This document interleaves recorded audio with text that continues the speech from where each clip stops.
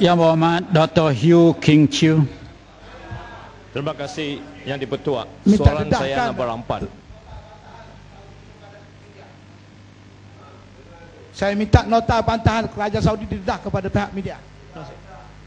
Tuan Ketua,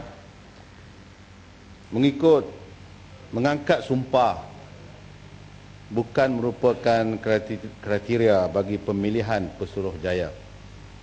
Sungguh pun ada di kalangan Pesuruhjaya merupakan mereka yang pernah mengangkat sumpah sebelum ini, tetapi ia tidak menjadi pertimbangan ketika mereka dilantik.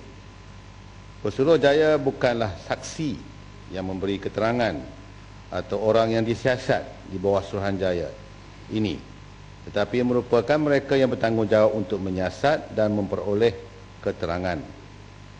Seksyen 19 Akta 119 juga memperuntukkan bahawa setiap Pesuruhjaya yang dilantik di bawah Akta 119 hendaklah selagi beliau bertindak sebagai Pesuruhjaya disifatkan sebagai perkhidmat awam mengikut pengertian kanun keseksaan iaitu Akta 574, dan setiap siasatan hendaklah disifatkan sebagai prosiding kehakiman ataupun judicial proceeding mengikut pengertian kanun keseksaan.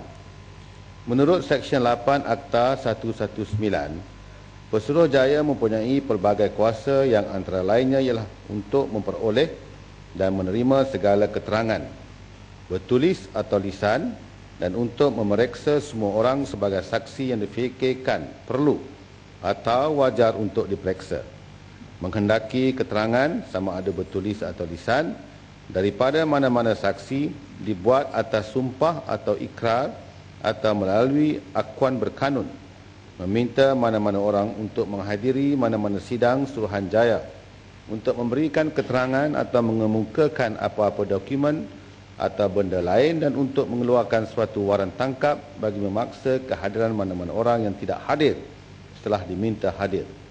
Oleh hal yang demikian, Pesuruhjaya bebas tertakluk kepada terma tauliahnya untuk mendapatkan segala keterangan yang didapati perlu melalui siasatannya yang selanjutnya akan dipersembahkan dalam laporan kepada Sri Paduka Baginda Yang di-Pertuan Agong menurut kehendak tauliahnya.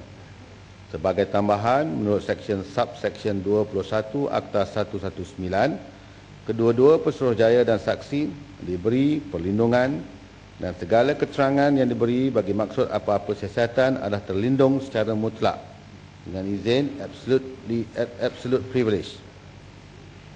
Ini adalah untuk memastikan saksi yang memberi keterangan tersebut tidak tertakluk kepada apa-apa prosedur sivil berkenaan dengan keterangan tersebut. Ya, sila Yang Berhormat. Terima kasih. Kinabalu.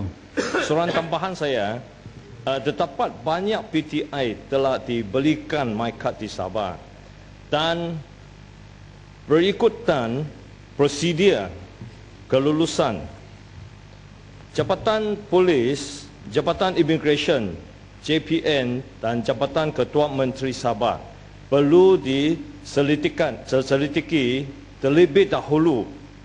Adakah Menteri bersetuju? Tuan Ketua, saya bukan komisioner yang dilantik. Soalan macam itulah yang perlu disiasat oleh Suruhanjaya ini. Jadi kita tunggu dululah apakah keputusan laporan terakhir yang akan dipersembahkan kepada Yang di-Pertuan Agong. Sebab itu saya boleh beritahu sama ada betul ataupun tidak.